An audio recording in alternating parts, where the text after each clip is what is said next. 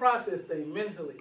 How can you observe something to understand what it is, what it means? How do you know if it's true or not? How do you know if somebody's telling you something that is true or false, or do you have a different perspective on it?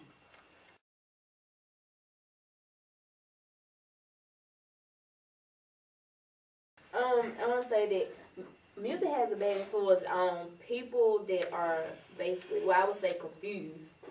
Because when you're confused, you don't know which way to go. You don't know if one thing is right or the other thing is wrong, and you don't know what can draw you in. You get drawn in faster to something when you don't know your mindset. When your mindset's not right.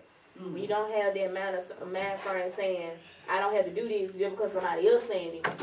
Your priorities are, twisted. So you feel like, I have to do this because they saying it. Okay. I like your perspective. I just want to piggyback on that what you said a little bit, you know what I'm saying? Like, in the Inspiring Institute, he was telling us that, like, that image, like, you have to first know yourself. Like, if you discover who you are, then you won't be persuaded, you know what I'm saying? That's all I wanted to say. That's true.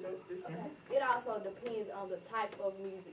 Not every music has a bad influence. Gospel music do not have a bad influence. Some gospel music.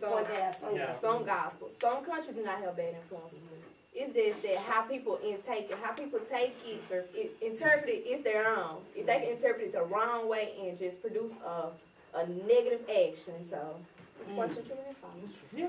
You guys are doing a good job. This is what we call critical thinking. When you analyze something, when you rip it apart.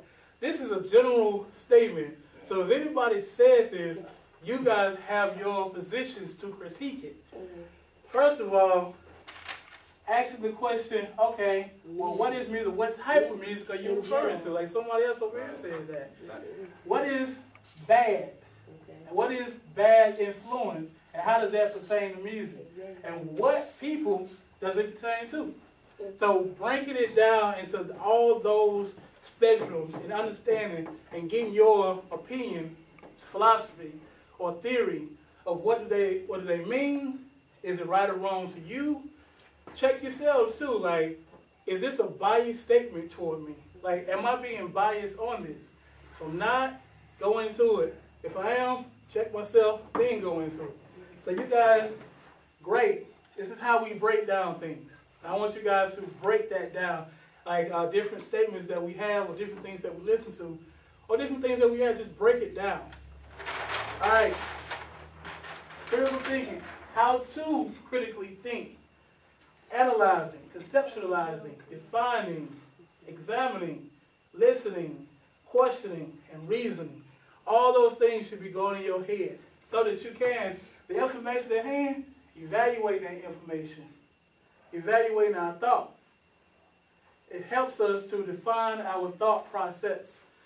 We got to go through this in order to get to begin processing things in our minds. Because if we just all of a sudden like, okay, well, music is bad, I guess it is, so I need to stop listening to it. Why you stop listening to it? Why you think it's bad? Things of this nature. So we got to question things. We got to examine things. We got to analyze things, define things, make sure we come up with a concept that's logical to spit back out. Because sometimes people say the craziest things.